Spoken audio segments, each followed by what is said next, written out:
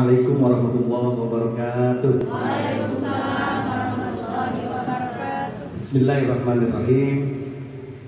Innal hamdalillah sholli wa sallim ala Rasulillah sayyidina Muhammad bin Abdullah wa ala alihi wa ashabihi wa mawalah. La haula wala quwwata illa billah. Yang pertama, saya ingin mengajak bapak-bapak dan ibu-ibu yang hadir di tempat yang mulia ini untuk sekali lagi kita memanjatkan puji syukur kehadirat Allah Subhanahu wa taala atas limpahan anugerah nikmat yang senantiasa dianugerahkan, dilimpahkan kepada kita semua.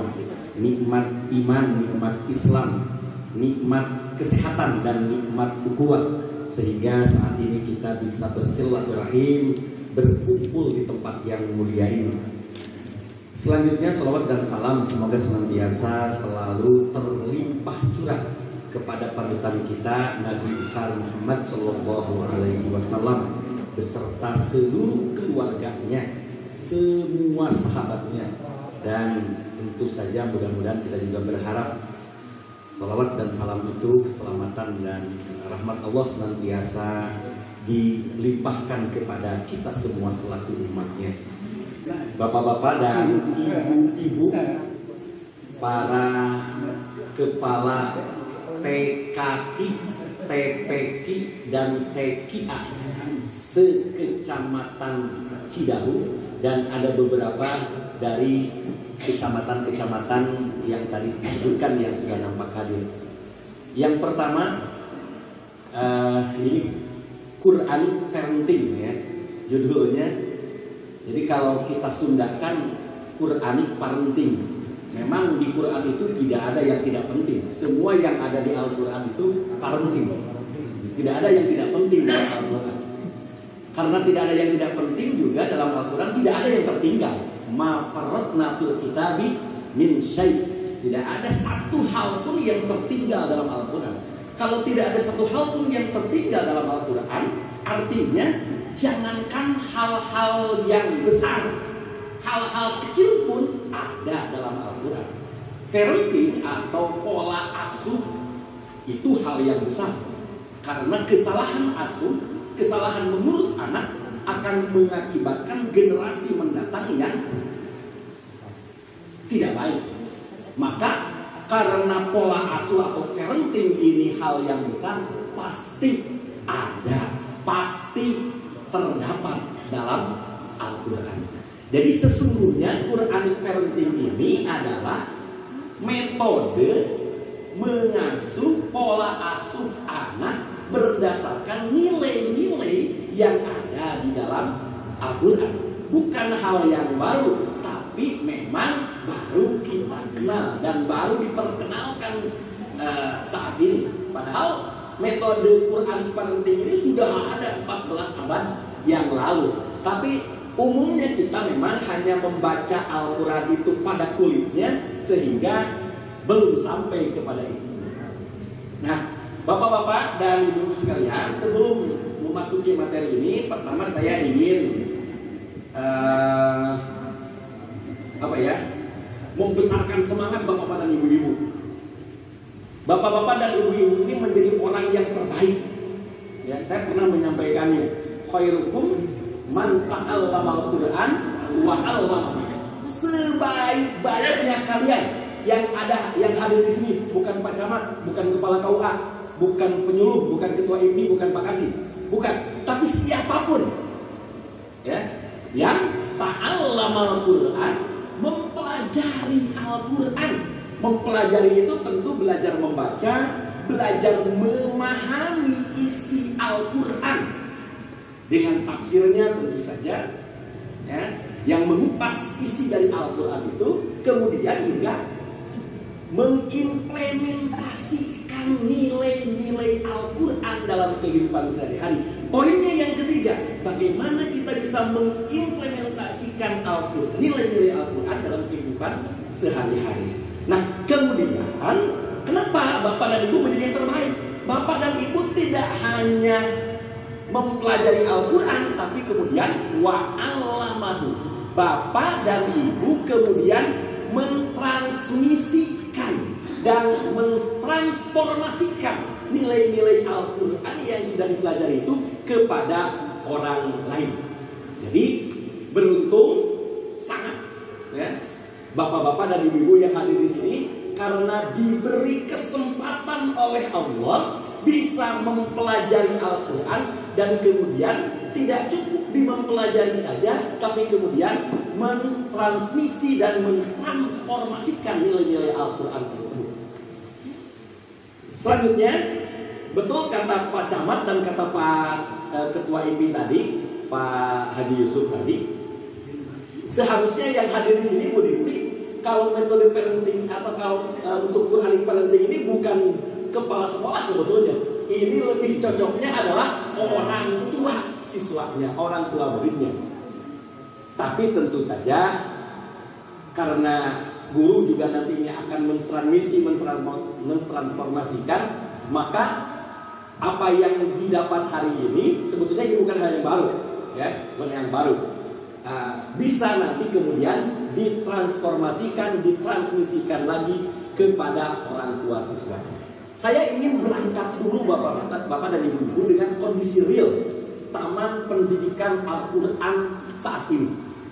Pertama, disadari atau tidak disadari, TPQ, bahkan bukan hanya TPQ, mulai dari ta'am mungkin ya. Ada ta'am ya, ada ta'am, TKQ, TPQ dan TKA. Ta'am itu setingkat playgroup atau PAUD ya. Kemudian TKQ setingkat TK. Kemudian TPQ setingkat anak usia SD, dan TKA setingkat usia SMP ya. Nah, disadari atau tidak disadari, kita itu kekurangan sumber daya manusia yang profesional tentu saja. Kalau berbicara dalam pengertian profesional, kalau ukurannya adalah sarjana, harus sarjana pendidikan Al-Quran.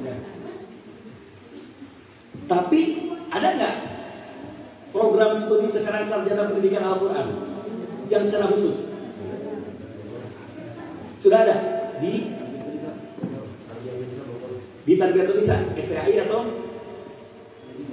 D3? Nah, D3 berarti belum sarjana, tapi D3 ya, tidak apa-apa. Nah, artinya masih terbatas untuk mencetak, untuk menciptakan sumber daya manusia yang profesional dari sisi kualifikasi pendidikan saja, yang khusus nanti akan menjadi ustadz atau ustadzah di bidang pendidikan Al-Quran ini. Ya. Umumnya yang hadir di sini pasti gelarnya SPDI, Sarjana Pendidikan Islam, gitu ya. Kalau di Gunung Kuyuh di sana SPDI itu Sarjana Pak Dedi Ismatullah. Karena kebetulan waktu itu ketua STI-nya Profesor Dedi Ismatullah. Ya. Ini yang pertama, ya. Ini satu permasalahan yang harus kita pecahkan. Nah, kalau pendidikan formal belum tersedia banyak untuk mencetak para pendidik yang profesional, maka Assalamualaikum.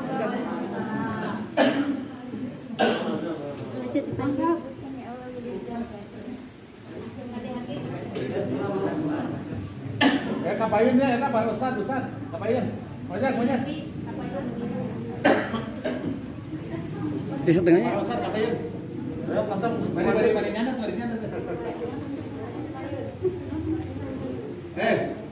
Septian. Nggak santai lah ya namanya. Oke, Ibu, Bapak, kalau saya katakan tadi pendidikan formalnya masih sangat terbatas. Dari Pak Penyuluh tadi ada informasi ada pendidikan di Tarbiyatul Lisan di Bogor, baru D3 ya. Ini masih kalah dengan jurusan yang sebetulnya kurang memasyarakat. Di Sukabumi sudah ada program studi MHU misalnya, manajemen haji dan umroh, sudah ada S1-nya, kemudian di UIN sudah ada S2-nya, manajemen haji dan umroh. Jadi ini cocok untuk Pak Haji Yusuf nanti. Ya. Padahal kalau dibandingkan dengan lembaga Al-Quran yang sudah menjamur yang banyak, travel umroh itu tidak terlalu banyak. dan kalangannya pun terbatas. Nah, ini juga berarti memerlukan apa ya? Political will dari pembuat kebijakan untuk bagaimana mempersiapkan tenaga profesional untuk menjadi ustadz-ustadzah pendidikan Al-Quran. Tapi ibu bapak, bukan berarti saya mendiskreditkan ibu yang tidak berpendidikan itu. Saya yakin dari sisi profesionalitas, dari sisi keterampilan, ibu bisa menggenjotnya dengan berbagai macam pelatihan yang itu juga sudah sangat sering dilakukan. Permasalahan yang kedua, belum ada kurikulum yang baku di lembaga pendidikan Al-Quran ini. Yang ada hanya memperkenalkan metode Iqra yang kemudian dengan inisiatif, dengan inovasi para ustadz dan ustazahnya kemudian dikembangkan sendiri. Sementara kurikulum yang baku untuk ta'am seperti apa, untuk TKQ seperti apa, TPQ seperti apa, TKA seperti apa, itu belum ada yang sudah secara baku menjadi rujukan kita semua. Nah, ini juga permasalahan, ya. Kemudian karena lembaga pendidikan Al-Quran ini komunitasnya lahir di masjid, lahir di musola, kan begitu. Nah, ini juga kadang-kadang kurang ada sinergitas antara di satu sisi para pengelola masjid dengan pengelola taman pendidikan Al-Quran. Ini juga kemudian akan menjadi permasalahan. Nah, yang paling penting juga yang selanjutnya ini, ya, kepedulian orang tua. Ini poin pentingnya. Kepedulian orang tua terhadap pendidikan Al-Quran ini dirasakan masih sangat minim. Ilustrasi yang atau tadi yang disampaikan oleh Pak Haji Yusuf, betul, masih kene melang nitipkeun domba kata tangga daripada nitipkeun anak di lembaga pendidikan. Dan ini berlaku umum, sebetulnya tidak hanya pendidikan Al-Quran saja. Begitu ketika menitipkan anak ke pengajian tradisional, begitu juga ketika menitipkan anak ke sekolah formal. Dan memang ini sudah menjadi menjadi gejala penyakit yang harus segera diselesaikan. Ya. Ini diperparah, kekurang pedulian orang tua ini diperparah dengan kebijakan. Maaf sih, saya harus berbicara pada akhirnya dengan kebijakan pemerintah yang dirasa dalam tanda petik saya katakan diskriminatif terhadap pendidikan Al-Quran. Padahal sama-sama lembaga pendidikan. Ibu ada yang sudah dapat tunjangan profesi sebagai guru TKI? Ada yang sudah impasing? Ada yang berstatus PNS sebagai guru TPQ? Nah, ya. Beberapa pertanyaan saya tersebut mengindikasikan memang ada semacam diskriminasi. Maaf, sekali lagi saya harus mengatakan ada semacam diskriminasi terhadap pendidikan Al-Quran. Padahal sama-sama sebagai lembaga pendidikan yang harus mendapat perhatian pemerintah. Ingat, mencerdaskan kehidupan bangsa itu adalah tujuan negara. Tugas pemerintah untuk mewujudkannya. Maka ketika warganya ingin cerdas, apalagi kecerdasan ini, kecerdasan ketika mempelajari Al-Quran ini adalah bukan hanya kecerdasan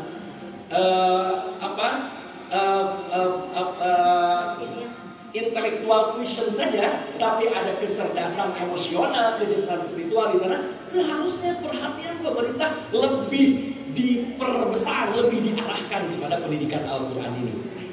Kenyataannya hari ini saya kembali harus mengatakan, seolah-olah ada diskriminasi. Kenapa hal ini terjadi? Ya sebetulnya kalau kita urut akar permasalahannya, memang pemerintah itu melakukan kebijakan harus ada regulasinya. Permasalahannya adalah diregulasi. Hari ini kita baru punya undang-undang tentang pendidikan keagamaan dan pondok pesantren. Ya, baru punya undang-undang pendidikan keagamaan dan pondok pesantren. Kita berharap turunannya nanti peraturan pemerintah, kemudian peraturan menterinya akan mengarah salah satu segmen pendidikan keagamaan itu adalah pendidikan Al-Quran. Apa hubungannya tadi dengan perhatian orang tua? Orang tua sekarang sudah merasa karena menyekolahkan anak ke SD itu gratis tanpa SPP, menyekolahkan ke SMP juga gratis ke SMP, ya apa gratis kan tanpa SPP, ya, demikian juga ke SMA ada bosnya. Orang tua menyangka juga ketika menyekolahkan anaknya ke MDTA atau ke TPQ ini juga sama gratis karena ada bosnya dari pemerintah. Padahal yang saya katakan tadi pada titik ini, ya, pada titik ini pemerintah belum bisa memfasilitasi itu karena regulasinya belum mengarah ke sana. Ayah gajinya zakat fitrah. Nah, ini tentu permasalahan-permasalahan yang harus kita urai. Tetapi sekali lagi, jangan berkecil hati. Walaupun gajinya lillahi ta'ala, walaupun gajinya seadanya, walaupun harus mengurus anak yang luar biasa, ya, pusingnya luar biasa. Saya saja pernah menjadi dosen di Madrasah Diniyah sekitar 2 tahun waktu itu. Saya hanya kuat 2 tahun. Saya ngajar di Aliyah berbelas-belas tahun. Saya ngajar di SMK berbelas-belas tahun. Saya pernah jadi dosen di Samsul Ulum sekian tahun. Tapi saya hanya kuat 2 tahun jadi dosen di Madrasah Diniyah. Betul, saya pernah menjadi dosen Madrasah Diniyah. Sudah tenaganya sisa karena habis zuhur. Kita pagi ngajar di Aliyah di SMK waktu itu. Jam 2 kita masuk ke MDTA. Waktunya tidur, akhirnya begitu masuk itu bukan ngajar, udah langsung tidur. Ya, apalagi kalau melihat tiap bulan hanya 15.000, makin nyenyak tidurnya, ya. Makin nyenyak tidurnya. Nah, untung Allah yang sudah menjanjikan tadi, ya. Khairukum man ta'allam. Eta we urang mah ngaku beras sorangan nama. Khairukum man ta'allam Al-Qur'an wa 'allamahu. Urang teh pang alus-alusna pang gede-gedena gaji, pang luhur-luhurna jabatan. Sebab kita mempelajari Al-Qur'an dan kita mengajarkan Al-Qur'an. Tapi walaupun seperti itu, permasalahan manajemen ini, tata kelola ini harus diperbaiki. Nah, nanti tentu secara panjang lebar mungkin akan dijelaskan oleh kakak saya, Pak Ali Iskandar. Kenapa kakak? Karena umurnya di atas saya. Ya, oke, baik. Itu yang pertama ya. Kenapa harus diawali dari permasalahan? Sebab kalau diawali di permasalahan itu nanti akan timbul semangat kita untuk mencari problem solvingnya, untuk mencari pemecahan dari masalah tersebut. Baik, kita mulai masuk lah ya.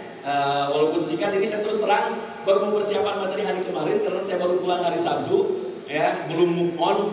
2 minggu ada kegiatan sertifikasi pembimbing manasik haji. Ya, Pak Haji Yusuf sudah mendahului sebagai pembimbing manasik haji bersertifikat. Ya, jadi sah ngabimbing haji, sah ngabimbing anu umroh, ya, sah ngajakan umroh, sah berangkat umroh bari dibayar, sah juga ngabimbing haji di tanah suci bari gratis bari dibayar, sebab profesional. Insya Allah saya juga seperti itu. Hanya bedanya Pak Haji Yusuf mamayar, saya mau dibayar. Pak Haji Yusuf mau dibayar, saya mau dibayar. Itu saja bedanya sedikit. Kalau sertifikatnya sama, bedanya Pak Haji Yusuf karena mandiri. Nah, karena mandiri, saya karena reguler yang ditunjuk oleh pemerintah. Jadi pemerintah berkewajiban membayar saya. Kita aja sebetulnya bedanya sedikit. Ya, alhamdulillah baru selesai 2 minggu kemarin, sehingga Pak Nandang yang didelegasikan menjadi kepala KUA baru selama 2 minggu. Baik, ya.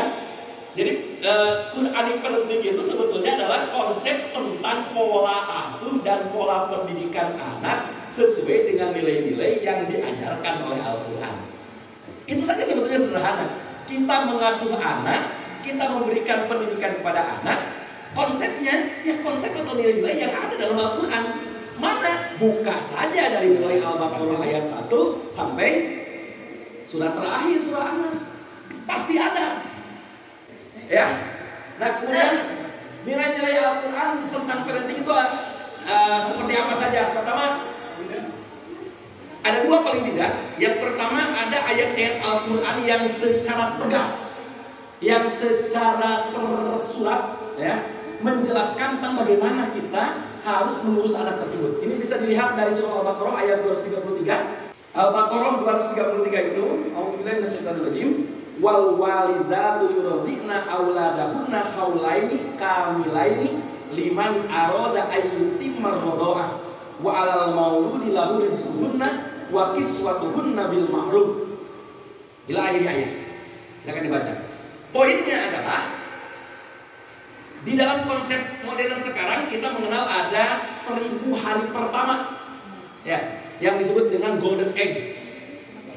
1000 hari pertama itu adalah hari-hari yang sangat menentukan masa depan anak. Ya, 1000 day first. Ya. Ya, hari pertama kehidupan. 1000 hari pertama kehidupan, ya. 1000 day first. Yang menjadi golden age. 1000 hari pertama ini adalah hari-hari yang menentukan bagaimana akan menjadi apa anak itu ke depan. Dan konsepnya ternyata konsep 1000 hari atau hari pertama kehidupan ini ada dalam surah Al-Baqarah ayat 233 ini.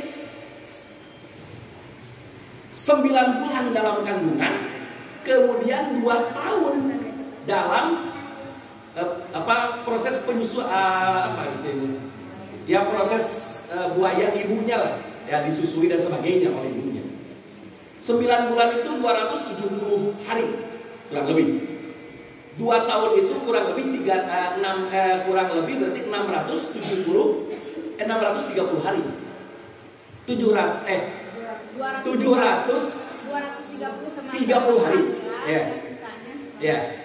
200 berarti kan 365 kali 2 berarti 730 ditambah 270 jadi pas 1000.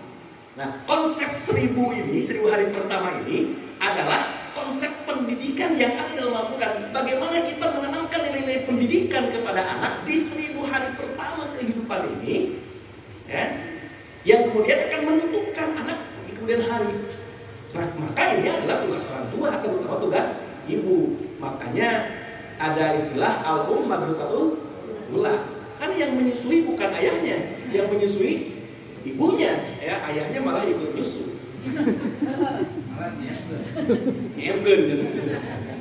Ya, nah, jadi makanya betul lah, konsep ini seharusnya yang hadir para orang tua, ibu dan bapak sebetulnya, ya, yang hadir. Nah, jadi bagaimana memperlakukan anak ketika di kandungan, dalam kandungan, ya. Kebetulan saya kalau mencontohkan dalam kandungan pas. Kalau mencontohkan ibu yang mengandung agak pas begitu, ya. Oke, bagaimana memperlakukan anak dalam kandungan, ya, disertai doa-doa, begitu kan? Kita bacakan surah Yusuf, surah Maryam, dan surah-surah yang lain tentu saja dalam Al-Quran, ya. Diberikan harapan, termasuk juga psikologi ibu yang sedang mengandung ini juga harus selalu gembira, harus optimis. Jangan mengandung itu kemudian malah menjadi beban. Malah jadi beban. Makanya dalam pekerjaan pun tidak ada cuti hamil. Ya, karena hamil bukan beban. Hamil itu harus gembira, harus optimis. Sebab kenapa optimis? Sebab kita akan melahirkan keturunan di masa yang akan datang yang akan menjadi penerus. Maka harus optimis, harus gembira, harus riang, jangan menjadi beban. Ya, begitu. Kemudian dalam An-Nisa ayat 9, ya, An-Nisa ayat 9 itu waliyahsyal ladzina law taraku min khalfihim dzurriyyatan dhi'afa khafu 'alaihim falyattaqullaha wa yaqulu qawlan sadida. Sebelum ke sini di Al-Baqarah 233 juga ada bagaimana peran ayah. Nah, peran ayah itu mempersiapkan logistiknya bil ma'ruf dengan cara-cara yang baik. Kalau ada tugas ibu menyusui, supaya susunya itu bagus, maka nutrisinya harus baik, harus bagus. Apa yang dimakan, apa yang diminum oleh ibunya harus sesuatu yang halalan thayyibah. Bagaimana mendatangkan yang hal yang toib ini? Karena ibu menyusui, maka tugasnya kemudian logistiknya berada pada tugas bapak. Hanya kerjasama antara ibu dan bapak. Nah, di dalam An-Nisa ayat 9, ya, wal yakhshal ladzina law taraku min khalfihim dzurriyyatan di'afa. Dan hendaklah kalian takut apabila kalian meninggalkan generasi di belakang kalian, anak-anak kalian, di'afa. Ya, ini isim nakirah. Sehingga para mufassirin menafsirkan di'afa ini, lemah ini bisa lemah dari beberapa dimensi. Pertama, bisa lemah secara fisik. Kita harus khawatir kalau anak-anak kita di belakang itu lemah secara fisiknya. Makanya ibu yang untuk menanggulangi ini sejak hamil kan ibunya diimunisasi, selalu periksa ke bidan, selalu periksa ke dokter kandungan dan sebagainya. Kemudian setelah lahir pun terus diimunisasi sampai imunisasi lengkap sampai usia 5 tahun. Ya. Ditimbang terus setiap bulan di posyandu, diberikan makanan tambahan. Kenapa dilakukan? Supaya tidak lemah dari sisi fisik. Kemudian yang kedua, kita juga harus khawatir kalau meninggalkan anak di belakang kita lemah dari sisi pesaknya, sisi ekonominya. Makanya orang tua harus bekerja keras untuk bagaimana supaya anak-anak di belakangnya tidak lemah dari sisi ekonominya. Ada jaminan kehidupan, walaupun untuk ini ada jaminan dari Allah. Wa ma min dabatin fil ardi illa Allahi rizquha. Ya. Yang paling penting yang ketiga, kita harus khawatir, harus merasa takut kalau meninggalkan generasi di belakang kita lemah imannya. Ya, lemah imannya, lemah akidahnya. Nah, maka supaya tidak lemah iman, tidak lemah akidah, yang harus dilakukan orang tua adalah melakukan pola asuh, melakukan pendidikan kepada anak kita sesuai dengan Al-Quran. Bagaimana caranya? Caranya adalah wal yattaqullaha wal yaqulu qaulan sadida. Qaulan sadida itu adalah melakukan komunikasi yang efektif kepada anak kita. Komunikasi yang dilakukan kepada anak itu disesuaikan dengan bakat, dengan kemampuan, dengan karakter anak yang muncul dari sejak awal. Walaupun karakter itu bukan sesuatu yang tidak bisa dirubah, karakter itu bisa dirubah. Makanya ada karakter building, ada membangun karakter. Ya. Nah, wal yaqulu qaulan sadida adalah melakukan komunikasi dengan anak melalui pengamatan orang tua kepada potensi anak tersebut. Komunikasi itu tidak dilakukan hanya secara formal, tapi bisa dilakukan juga secara non formal, secara informal. Ketika anak sedang makan, ketika anak sedang bermain, ketika anak sedang menonton, ketika anak sedang pegang gadget, ya, ketika anak sedang melakukan aktivitas apapun, maka pada saat itu orang tua melakukan komunikasi yang efektif. Itulah yang disebut dengan qaulan sadida. Bisa kemudian selain ayat-ayat yang tegas juga ada kisah-kisah Al-Quran yang menjelaskan tentang bagaimana para nabi dan orang-orang soleh mendidik anak-anak mereka. Yang paling lengkap bisa dilihat dalam surah Luqman, dari mulai ayat 13 sampai ayat 19. Silakan dibuka, ya. Karena saya tidak menjelaskan tafsir di sini, ya, saya hanya selintas. Silakan dibuka, silakan dipelajari saja tafsirnya. Ayat 13 sampai ayat 19. Saya hanya pengantar saja di sini, ya. Kemudian juga di surah Sofat ayat 102. Ini tentang kisah Nabi Ibrahim dan Ismail, ya. Dilanjut. Nah, ini prinsip-prinsip dasar parenting itu ada 6 paling tidak. Pertama, kalau kita sebagai guru itu harus ikhlas, ya, harus ikhlas mengajar anak. Melihat kondisi anak seperti apapun, kita harus ikhlas dengan keadaan anak. Ikhlas, ya, ikhlas beramal. Ya. Tapi ingat, ikhlas itu tidak ada hubungannya dengan gaji besar. Bukan berarti gaji besar kemudian tidak ikhlas, yang tidak digaji ikhlas. Bisa saja yang ikhlas itu gajinya lebih besar, ya, dan yang tidak digaji itu karena tidak digaji jadi tidak ikhlas. Bisa saja, ya. Jadi bukan berarti, jadi tidak ada hubungannya dengan salary, tidak ada hubungannya dengan gaji. Ya, ikhlas itu kan dari hati. Bagaimana pancaran hati kita kemudian muncul menjadi bagaimana kita anak orang lain itu seperti anak kita sendiri begitu ya. Apalagi usia-usia TK kan langsung melakukan anak-anak orang lain, tapi seperti anak sendiri, walaupun belum punya anak misalnya gurunya, ya misalnya, tetap aja harus seperti anak kita sendiri. Kemudian yang kedua, penuh dengan cinta dan kasih sayang. Tentu saja sifat Allah saja adalah kasih sayang, apalagi sifat kita sebagai orang tua, sifat kita sebagai guru kepada anak-anak kita harus penuh dengan kasih cinta dan kasih sayang. Nah kemudian yang ketiga, sabar, ya sabar. Saya tidak perlu mengajari tentang kesabaran. Saya yakin saya hanya lulus 2 tahun mengajar di dunia. Nah ibu-ibu sudah sekian lama. Pasti urusan sabar ini ibu-ibu lebih menguasai ilmu dan prakteknya daripada saya. Ya. Kemudian, nah yang keempat, keteladanan. Unsur kedua, unsur uswah ini yang harus. Jadi mengajar ke anak itu kan harus dengan contoh ya. Jangankan ke anak.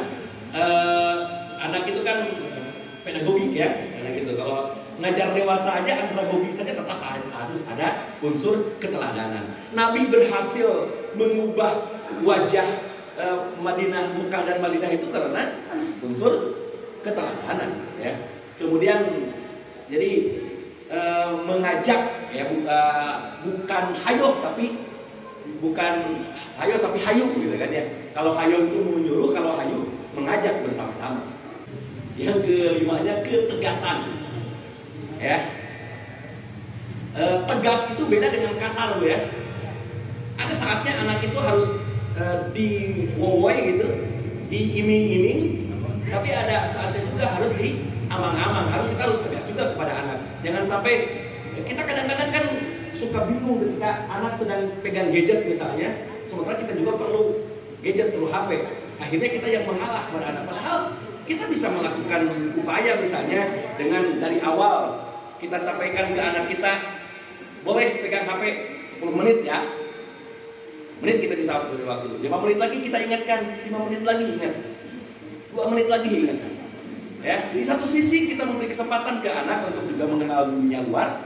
Di sisi lain juga kita harus tetap melakukan bimbingan dan kita harus tetap melakukan ketegasan terhadap anak. Ada hal-hal yang lain ya. Ketika kita harus tegas kepada anak. Lamun anak sapoe jajanan 200.000 misalnya, ya tidak bisa dikendalikan, ya saat itu kita harus tegas. Kenapa harus 200.000 jajanan wae? Kita ternyata budak tetangga 20 orang jajanan. Bagus, jadi tetap aja menguras kantong orang tua jadi pusing juga ya. Ya harus ada ketegasan dari tua. Kemudian yang terakhir tentu saja doa dan tawakal. Sebetulnya doa dan tawakal ini harus disimpan di awal juga doa itu ya. Karena doa pertama, tawakalnya di akhir. Tawakal itu kan setelah kita melakukan 5 hal tadi, kita kemudian bertawakal kepada Allah. Jangan lupa tawakal itu tidak bisa dilepaskan dalam diri kita ya. Karena sesuatu pada akhirnya kita harus bertawakal, menyerahkan diri kepada Allah. Tapi ingat sekali lagi, menyerahkan diri kepada Allah itu bukan di awal tapi di akhir ketika upaya sudah kita lakukan secara maksimal. Kemudian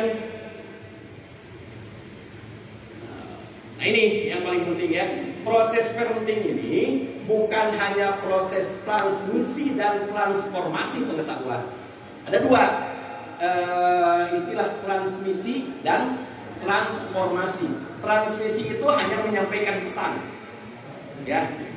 Jadi proses transmisi itu adalah proses kita menyampaikan pesan. Kita memastikan pesannya sudah sampai. Sama ketika kita mengirim WA, kalau sudah contreng 2 dan warna biru berarti sudah sampai, itu sudah tertransmisi ya. Nah kemudian yang setingkat di atas transmisi itu adalah transformasi. Transformasi itu adalah bagaimana pesan yang sudah kita berikan itu bisa kemudian make-over orang lain ya, make-over ya, itu transformasi ya. Nah proses parenting itu tidak hanya seperti itu, tapi harus ada yang kedua, adalah proses bagaimana menanamkan nilai-nilai karakter, ya, karakter, ya, melakukan karakter building. Nah, untuk pembahasan ini mungkin nanti ada satu sesi, bisa ada sesi nanti karakter building, ya. Mungkin ada satu sesi nanti secara khusus bagaimana kita membangun karakter anak, membangun karakter ibu sebagai orang tua di rumah, membangun karakter ibu sebagai pengajar di sekolah dan seterusnya. Ya. Nah, dan yang paling penting juga adalah itu komunikasi yang efektif tadi. Qaulan sadidah itu komunikasi yang efektif terhadap anak, terhadap komunikan kita. Dan tentu saja yang paling penting juga adalah keteladanan orang tua. Next. Nah, ini model Quranic parenting ini modelnya adalah holistik dan integratif. Holistik artinya yang dididik, yang diasuh adalah keseluruhan elemen kemanusiaan yang ada pada diri anak. Jasadnya, fisiknya, jiwanya, spiritnya, ya. Jadi spirit itu adalah sinergi antara panca indera dengan unsur-unsur yang ada dalam tubuh kita secara menyeluruh, begitu, ya. Kemudian ruhnya. Kalau ruh saya tidak bisa menjelaskan ruh itu apa. Sebab Al-Quran sudah menjelaskan. Yas'alunaka 'anil ruh, qulir ruhu min amri rabbi wa ma utitum minal ilmi illa qalila. Jadi ruh itu soul. Jadi kalau dalam bahasa Inggrisnya jiwa itu spirit, ya. Ruh itu adalah soul, ya. Nah, 3 jiwa dan ruh kalau bersatu ini akan menimbulkan pancaran yang positif, ya. Salah satunya hilang, ruhnya hilang, ya orang yang ruhnya hilang itu mati berarti kan. Sudah selesai tugasnya kalau sudah mati. Gitu ya. Kemudian integratif. Integratif itu artinya melibatkan berbagai perspektif keilmuan dan bukan DAB ya, dan teori-teori perkembangan terbaru. Jadi seorang ibu itu sebetulnya multi ilmu. Ibu itu sarjana pendidikan, sarjana ekonomi, sarjana komputer, sarjana ilmu komunikasi, sarjana apa lagi ya? Sarjana hukum. Ibu itu kan sedang ibu itu. Karena mengajar itu harus integratif, tidak hanya bisa menerapkan satu keilmuan saja. Maka sebetulnya seorang ibu itu sudah lengkap sarjananya. Ya, baik Bapak-bapak dan Ibu-ibu, saya tidak ingin berlama-lama karena saya sudah ada WA dari Giridaya Pak Nandan. Untuk tanya jawab dan sebagainya nanti Pak Nandan sebetulnya yang lebih ahli karena beliau adalah penyuluh agama Islam fungsional yang secara khusus juga beliau adalah aktivis pendidikan Al-Quran. Jadi nanti kalau ada pertanyaan sambil nunggu Pak Dr. Ali, sampaikan juga salam dari saya. Ya, saya sudah melaksanakan tugas, tapi karena ada tugas yang lain, ya kan begitu Pak Idza Farogta Fansom. Ya, setelah dari sini saya harus ke tempat yang lain. Terima kasih atas segala perhatiannya. Mohon maaf atas segala kesalahan dan kehilafan. Assalamualaikum warahmatullahi wabarakatuh.